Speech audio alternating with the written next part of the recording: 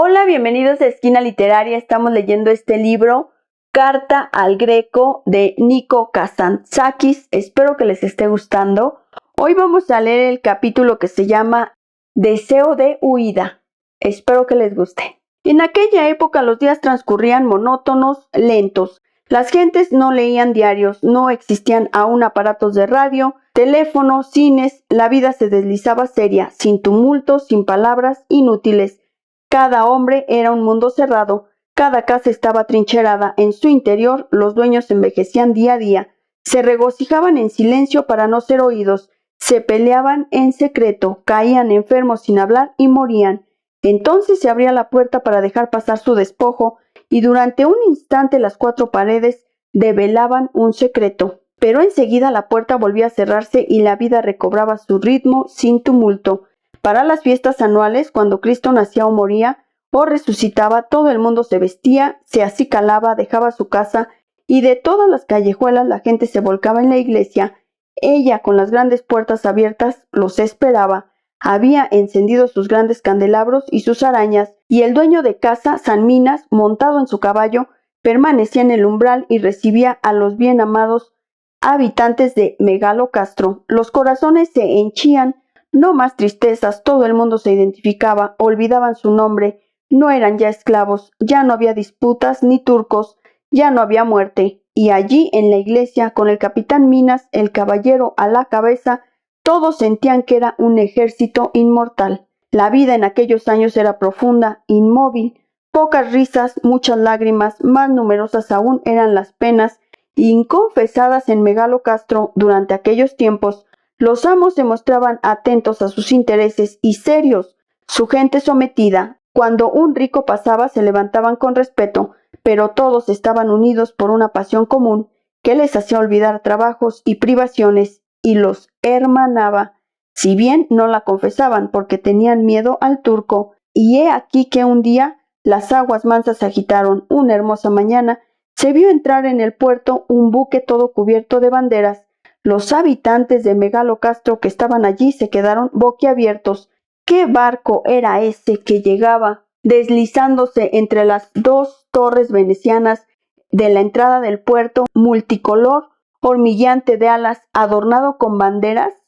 Divina bondad, uno decía que eran pájaros, otro que eran hombres disfrazados para el carnaval, otros que eran un jardín flotante, uno de aquellos que había visto uno en los lejanos mares cálidos, Simbad, el marino. Entonces un vozarrón salvaje se elevó en el café del puerto.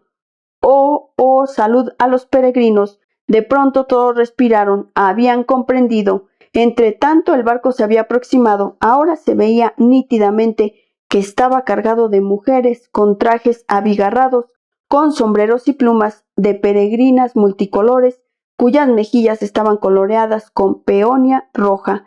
Al verlas, los viejos cretenses se persinaron. ¡Atrás, Satán! Y se escupieron en el pecho. ¿Qué vienen a hacer aquí? Esta es la célebre Castro. No queremos esas payasadas. Una hora más tarde, en todas las paredes se pegaron carteles rojos y se supo la verdad. Era al parecer una compañía de comediantes y comediantas, y habían venido, decían ellos, para distraer a la gente de Megalocastro.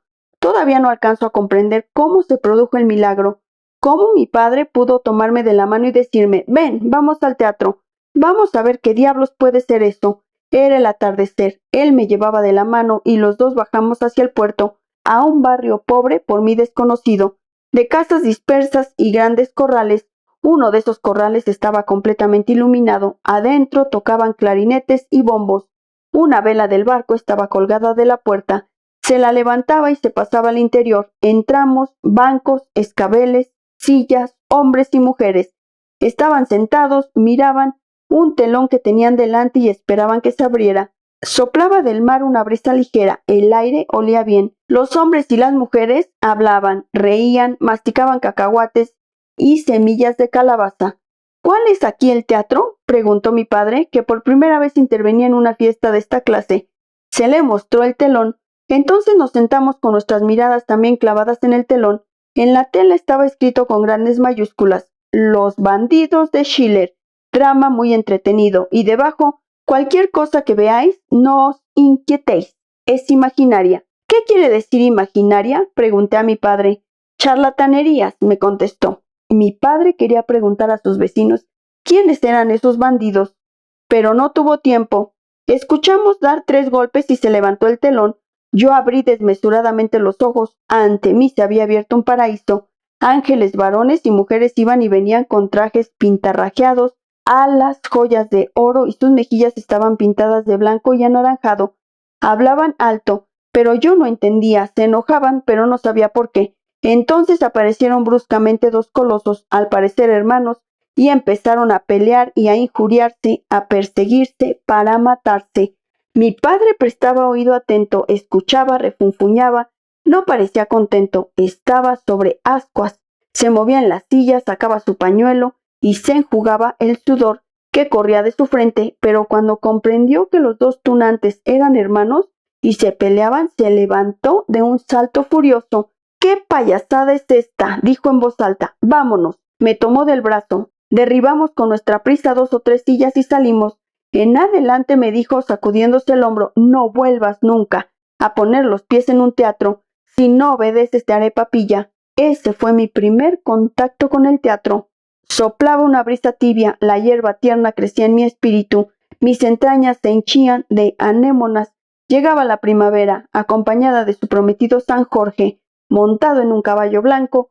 Luego se iba, venía el verano, y la Virgen se echaba sobre las tierras cubiertas de frutos para que su gracia descansara de haber traído al mundo a semejante hijo. San Dimitri llegaba en medio de las lluvias, montado en un caballo rojo, y arrastraba en pos de sí al otoño coronado de hiedra y de hojas secas de vid. Llegaba el invierno, encendíamos en casa el brasero, nos sentábamos a su alrededor cuando no estaba mi padre, mi madre, mi hermana y yo, y asábamos castañas y garbanzos sobre la ceniza caliente y esperábamos que Cristo naciera para que viniera mi abuelo con sus mejillas rosadas y su lechón envuelto en hojas de limonero. Así era exactamente como yo me representaba el invierno, semejante a mi abuelo, con sus botas negras, sus bigotes blancos y un lechón asado entre las manos. Pasaba el tiempo, yo crecía, la albahaca y los claveles de la India del patio empequeñecían, y los peldaños de la escalera de Eminé los subía ahora de un tirón, sin necesidad de que ella me tendiera la mano. Crecía, y los antiguos deseos también crecían en mí, brotaban además nuevos deseos. Las vidas de santos me resultaban demasiado estrechas, me asfixiaba. No es que perdiera la fe, tenía fe, pero ahora los santos me parecían demasiado sumisos.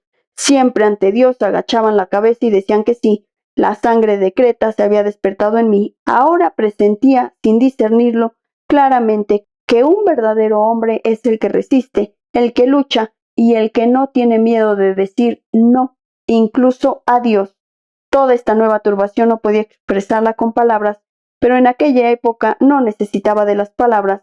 Podía entender sin equivocarme jamás, sin la ayuda de la mente ni del lenguaje. La tristeza se apoderaba de mí cuando veía a los santos, con las manos cruzadas, sentados a la puerta del paraíso, gritando, suplicando y esperando que se abriera. Me recordaba a los leprosos que veía cada vez que iba a nuestra viña, sentados delante de la puerta fortificada de la ciudad, carcomida la nariz, sin dedos, los labios podridos, que tendían sus muñones a los viandantes y les pedían una limosna.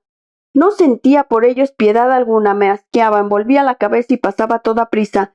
A su imagen los santos empezaron a decaecer en mi espíritu de niño.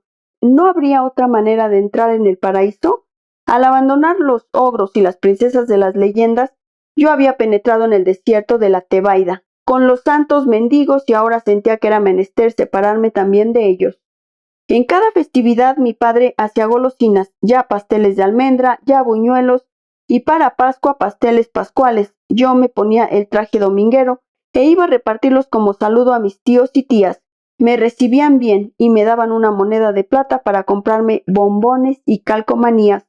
Pero al día siguiente corría a la pequeña librería del señor Lucas y compraba folletines que hablaban de tierras lejanas y de grandes exploradores. Es de creer que la simiente de Robinson había caído en mí y comenzado a dar sus frutos. Solo entendía muy poco de estas nuevas vidas de santos, pero su sustancia se depositaba en el fondo de mi alma. Mi espíritu se abría y se llenaba de torres medievales, de paisajes exóticos y de islas que olían a clavo y a canela.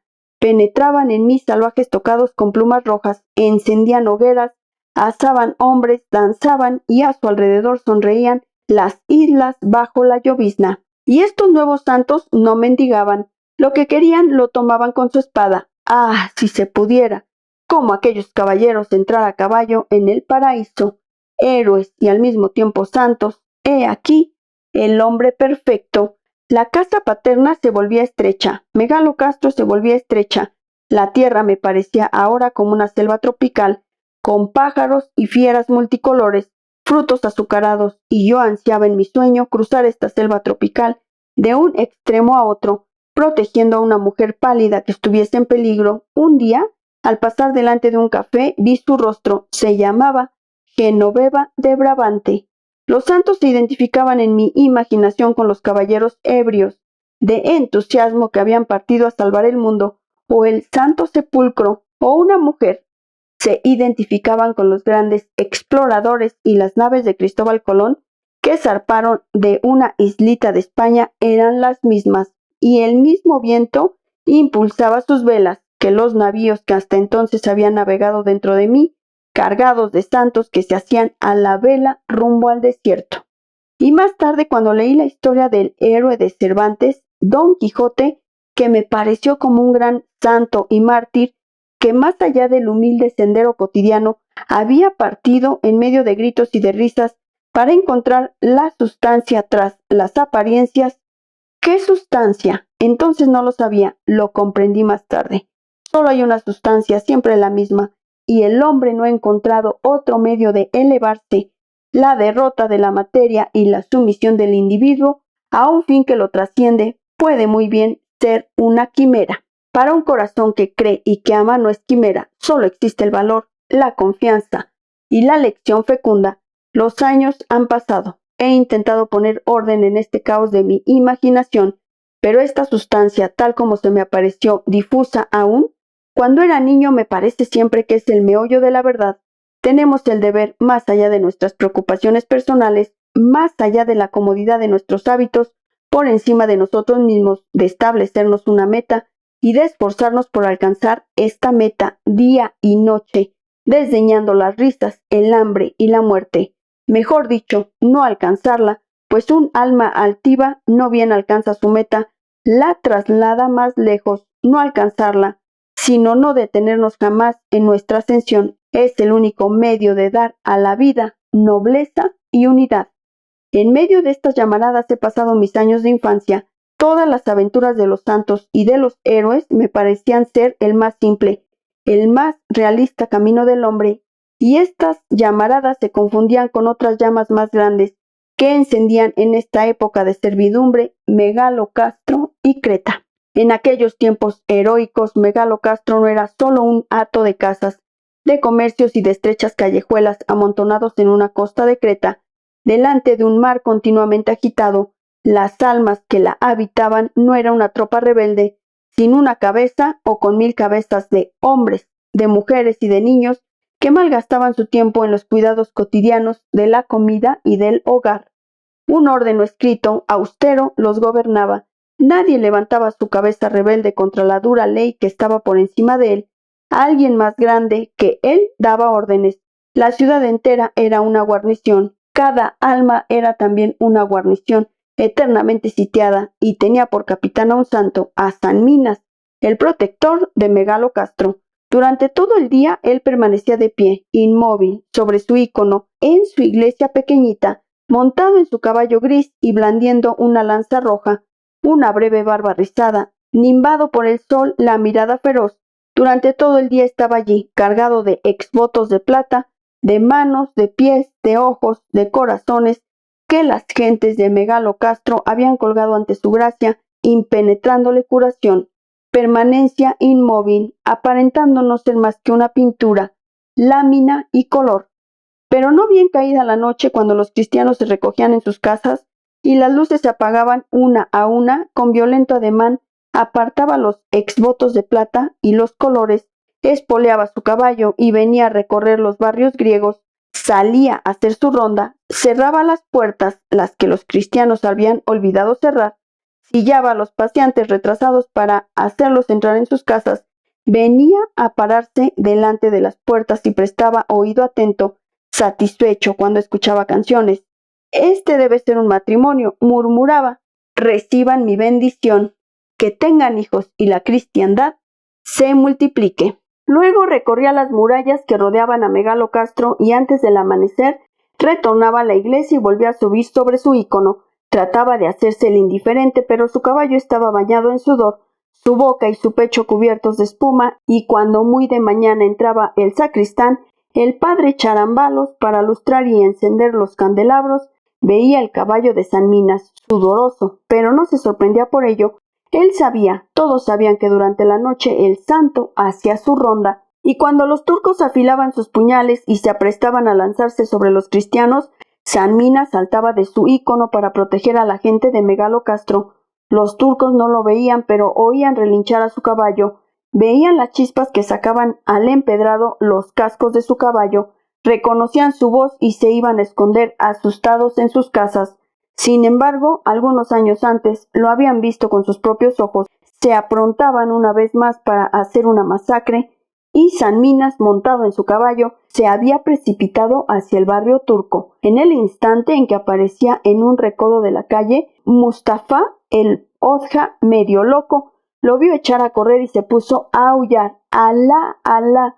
San Minas viene. Los turcos abrieron sus puertas y lo espiaron, y lo vieron con su armadura dorada, su barba gris rizada, su lanza roja, sus rodillas no les respondieron, y volvieron a envainar sus puñales. San Minas no era solo un santo para la gente de Megalocastro, era también su capitán. Lo llamaban Capitán Minas, y le llevaban secretamente sus armas para que les diera su bendición. Mi padre le encendía cirios, y sabe Dios lo que le diría y cuánto se quejaría de que Creta tardaba en liberarse. Era el capitán de los cristianos. Hassan Bey, el sanguinario enemigo de los cristianos, era vecino suyo. Su casa estaba justo al lado de la iglesia y una noche oyó golpes violentos contra la pared. Encima de su cama comprendió que era San Minas, que lo amenazaba porque aquel mismo día había hecho apalear a un cristiano. El capitán Minas se había encolerizado y ahora le golpeaba la pared. Hassan Bey levantó el puño y se puso a golpear él también. Vecino! Gritó. Tienes razón. Sí, por mi fe, tienes razón. Deja de golpear a mi pared y cada año te traeré 2 odres de aceite para tu lámpara y 20 arrobas de cera para apaciguarte. Somos vecinos, no debemos pelear. Y desde aquel día el perro de Hassan Bey enviaba para la fiesta de San Minas el 11 de noviembre a su criado a dejar en el patio de la iglesia 2 odres de aceite y 25 kilos de cera. Y San Minas no había vuelto a golpear en su pared. Existe en Creta una especie de llama, digamos un alma, algo más fuerte que la vida y que la muerte. Hay altivez, obstinación, valentía y al mismo tiempo algo distinto, algo inexpresable e imponderable que lo hace a uno sentirse gozoso y aterrado de ser hombre. El aire cretense cuando yo era chico olía a bestia salvaje, a turco, y encima de cada cabeza pendía un yagatán turco. Muchos años más tarde, cuando vi Toledo en tempestad, comprendí cuál era el aire que respiraba cuando niño y cómo eran los ángeles, semejantes a meteoros que sobrevolaban por encima de Creta. Cuando era niño y aún ahora el mes de agosto era por mí el más amado. Él trae las uvas, los higos, los melones, las sandías. Yo lo llamaba San Agosto. Decía que era mi protector y le dirigía mis oraciones. Cuando quiera algo, se lo pediré a San Agosto. Él se lo pedirá a Dios y Dios me lo otorgará. Un día hice su retrato con acuarela. Se parecía mucho a mi abuelo, el campesino. Tenía sus mismas mejillas rosadas, su misma sonrisa amplia, pero estaba descalzo en un lagar. Pisaba uvas y sus piernas hasta las rodillas, hasta los muslos, las había pintado rojas de mosto. Además había coronado su cabeza de pámpanos. Algo le faltaba, sin embargo. ¿Por qué? Porque el pañuelo que llevaba mi abuelo tenía 2 grandes nudos, uno a cada lado, como si fueran cuernos, y así después de mirarlo bien, le puse 2 cuernos en la cabeza. A partir de aquel momento en que lo pinté y fijé su rostro, la confianza que tenía en él se afirmó en mi alma, y todos los años esperaba su llegada para que vendimiera las viñas de Creta, para que pisara los racimos, para que hiciera su milagro, sacar vino de la uva. Recuerdo que este misterio me inquietaba sobremanera. ¿Cómo la uva puede convertirse en vino? Solo San Agosto podría realizar semejante milagro. Y así me decía, si pudiera encontrarlo, un día en la viña que tenemos en las afueras de Megalo Castro, y pedirle que me diga el secreto. No comprendía en qué consistía ese milagro. Las uvas verdes maduran, las uvas maduras se convierten en vino, los hombres beben el vino y se embriagan. ¿Por qué se embriagan? Todas estas cosas me parecían terribles misterios, y un día en que se lo pregunté a mi padre, frunció el ceño. «Ocúpate de lo que importa», me contestó. También en agosto se extendía la uva sobre los cañizos para hacerla secar al sol. Un año habíamos ido a nuestra viña y bajado a nuestra casita de campo. El aire estaba perfumado, la tierra quemaba, las cigarras ardían también, como si se posaran sobre carbones encendidos. Aquel día, día del tránsito de la Virgen, el 15 de agosto, los obreros no trabajaban y mi padre fumaba sentado al pie de un olivo. Los vecinos estaban reunidos a su alrededor. También ellos habían extendido su uva al sol y ahora fumaban junto a mi padre sin hablar. Parecían apesadumbrados, tenían todos la mirada clavada en una nubecita oscura que había aparecido en el cielo y avanzaba muda. Yo me había sentado al lado de mi padre y miraba la nube. Ella me gustaba. Era de un oscuro gris plomizo, sombreada y crecía sin cesar. Cambiaba de rostro y de cuerpo. Ya semejaba un odre inflado, ya un ave de presa con alas negras, ya el elefante que había visto pintado. Agitaba su trompa y procuraba tocar la tierra con ella. Se levantó una brisa cálida, las hojas del olivo comenzaron a temblar. Un vecino se irguió de un salto y tendió su mano hacia la nube que avanzaba. «El diablo me lleve», murmuró, «que Dios me condene por mentiroso si ella no nos trae un diluvio». «Muérdete la lengua», dijo un viejo piadoso, «la Virgen no lo permitirá. Hoy es la fiesta de su Asunción». Mi padre gruñó, pero no dijo palabra. Él creía en la Virgen, pero no creía que la Virgen podía mandar a las nubes. Mientras hablaban se cubrió el cielo, empezaron a caer las primeras gotas, gruesas, calientes. Las nubes bajaron, relámpagos amarillentos, silenciosos, desgarraron el cielo. «Virgen Santísima», gritaban los vecinos, «sálvanos». Todos se levantaron precipitadamente y se dispersaron. Cada uno corría a su viña donde había extendido lo que sería su uva seca del año, y mientras corrían el cielo no cesaba de oscurecerse, el agua caía cual negras trenzas de las nubes, estalló la tempestad, los arroyos desbordaron, los caminos se convirtieron en torrentes, de todas las viñas se elevaban gritos de dolor, unos juraban, otros clamaban a la Virgen que se apiadara de ellos, que intercediera, y por último se elevó una lamentación tras los olivares en todas las viñas. Yo me escapé de nuestra casita y corría en medio del aguacero. Me había invadido una alegría extraña, como una embriaguez. Era la primera vez que descubría algo atroz. En medio de las grandes catástrofes, se apodera de mí una alegría inhumana, inexplicable. La primera vez que vi un incendio, ardía la casa de mi tía Calíope. Yo saltaba y bailaba ante las llamas, hasta que alguno me agarró de la nuca y me echó fuera de allí. Y cuando murió mi maestro Krasakis, a duras penas pude contener la risa, como si la casa de mi tía, como si mi maestro fuesen pesos que gravitaban sobre mí, como si me sintiera aliviado. El fuego, el diluvio y la muerte me parecían espíritus amistosos, como si yo también fuese un espíritu de su estirpe, como si todos fuésemos demonios y luchásemos por aliviar la tierra de casas y hombres. Llegué al camino, no pude atravesarlo, era un torrente.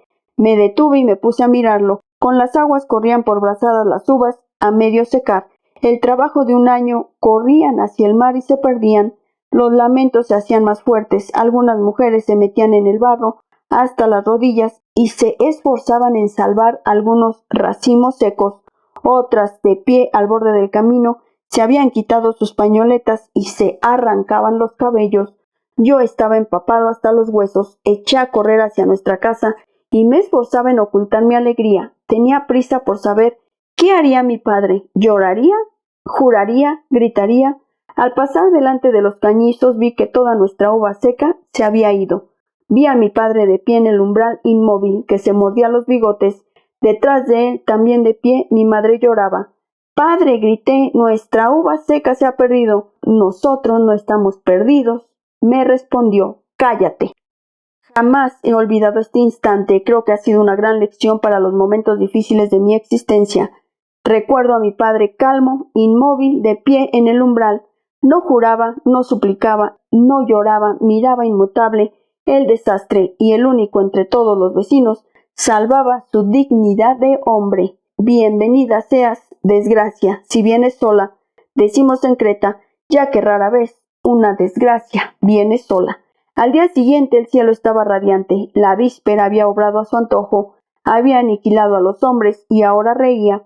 Los propietarios recorrían las viñas, toda la uva seca se había perdido.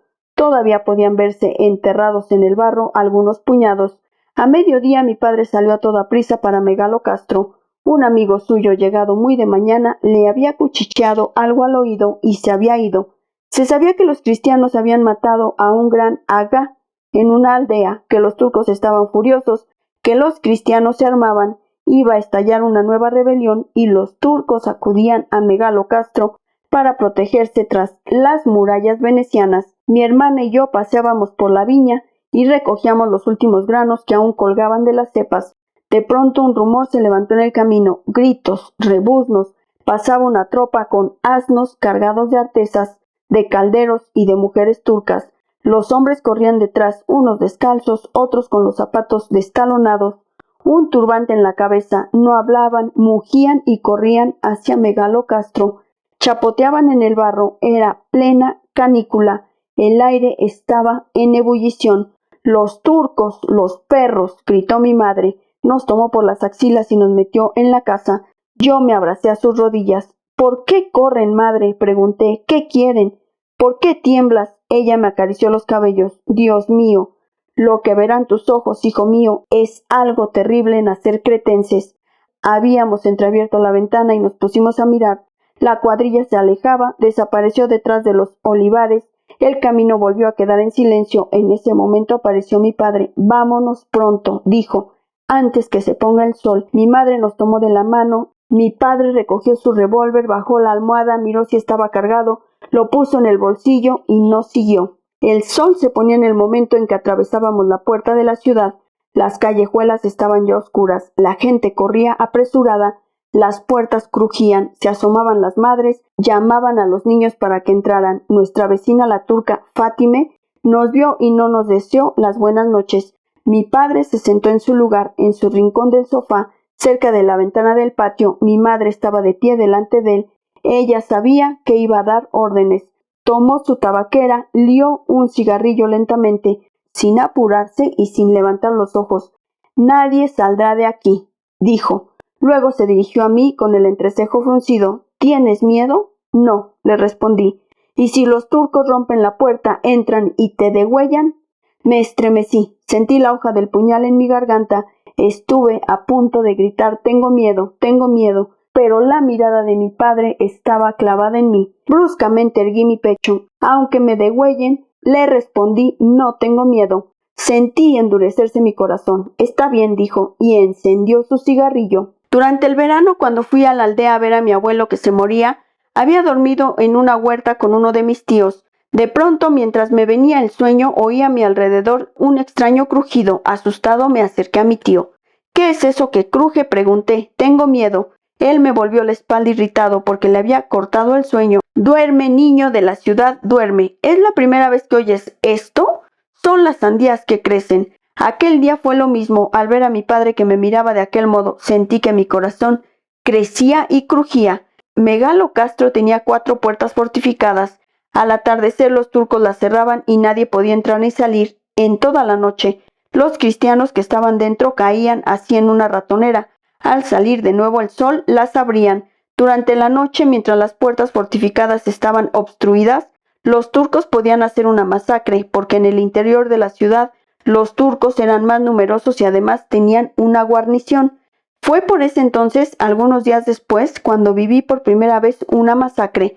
Fue entonces cuando mi espíritu de niño vio por primera vez, tras la hermosa máscara, tras la tierra llena de verdor, la viña cargada de fruto, tras el mar y el pan de trigo, tras la sonrisa de mi madre, el verdadero rostro de la vida, la cabeza de la muerte. Fue entonces por primera vez cuando cayó secretamente en mis entrañas la semilla que debía mucho más tarde florecer y llevar como fruto limpio y abierto día y noche, sin miedo y sin esperanza, un tercer ojo en el fondo de mí. Estábamos sentados, atrincherados en casa, apretados uno contra otro. Mi madre, mi hermana y yo oíamos pasar por la puerta a los turcos furiosos que juraban, amenazaban, rompían las puertas y degollaban a los cristianos. Oímos los gritos y el estertor de los heridos, los perros que ladraban y un rumor en el aire como si hubiera un temblor de tierra. Mi padre, detrás de la puerta con el fusil cargado, esperaba. Recuerdo que tenía una piedra larga de amolar y en ella afilaba un cuchillo de mango negro. Esperábamos. Nos había dicho, si los turcos hunden la puerta, empezaré por degollarlos para que no caigáis en sus manos. Todos, mi madre, mi hermana y yo estábamos de acuerdo y esperábamos. En aquellos momentos creo que si las cosas invisibles se hubieran vuelto visibles, habría visto madurar mi alma. Bruscamente, en el espacio de algunas horas, sentí que de niño que era me convertía en hombre. Así pasó la noche, amaneció, se extinguió el rumor, se alejó la muerte, abrimos la puerta y nos asomamos. Algunas vecinas habían entreabierto tímidamente la ventana y examinaban la calle. El turco que vendía rosquillas, el hombre calvo de la voz aflautada, pasaba en ese instante, con una gran plancha de hierro en la cabeza y voceaba con voz modulada sus panecillos de canela y de sésamo. ¡Qué felicidad! Todo renacía. Por primera vez veíamos un cielo, nubes y una plancha cargada de panecillos perfumados. Mi madre me compró uno. Lo mastiqué con un placer inefable. Mamá, le dije, ¿se ha ido la masacre? Mi madre se asustó. Cállate, me respondió. Cállate, hijo mío.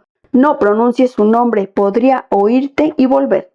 He escrito la palabra masacre y se me han erizado los cabellos, porque esa palabra cuando yo era niño no era 7 letras del alfabeto puestas una a continuación de la otra, era un gran rumor, pies que empujaban las puertas, caras espantosas con un puñal entre los dientes, y por doquier, en el barrio, mujeres que aullaban, hombres de rodillas, detrás de las puertas que cargaban su fusil. Hay algunas otras palabras para los niños que vivimos en Creta en aquella época, que chorreaban sangre y lágrimas y sobre las cuales fue crucificado un pueblo entero. Las palabras libertad, San Minas, Cristo, revolución.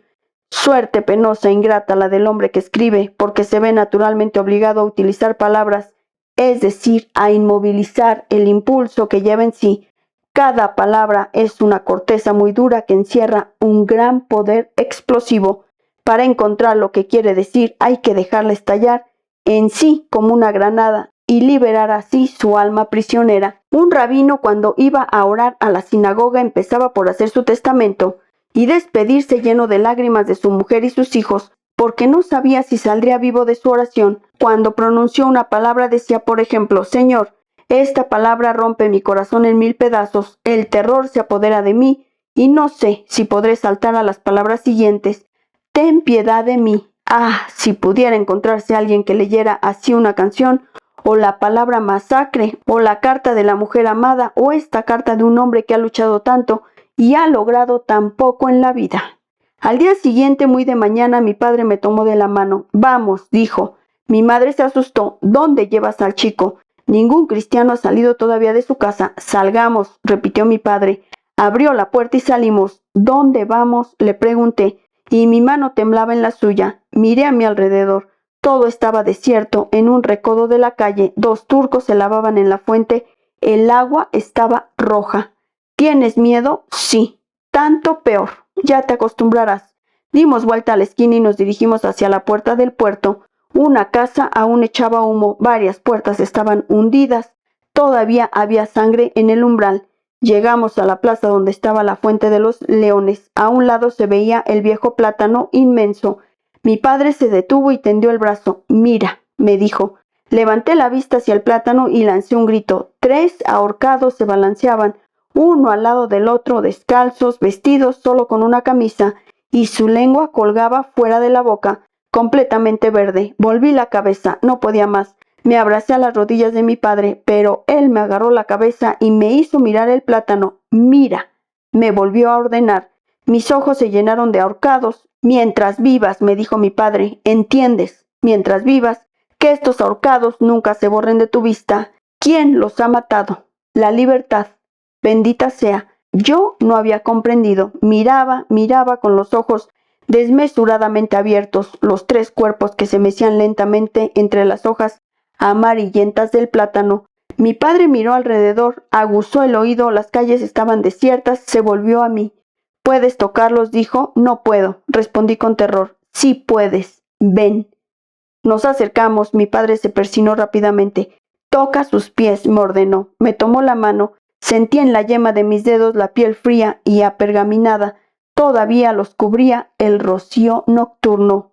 Arrodíllate, ordenó entonces mi padre, y cuando me vio luchar y tratar de escapar, me tomó en sus brazos, me levantó en el aire, me bajó la cabeza a la fuerza y me hizo poner la boca en los pies de mármol.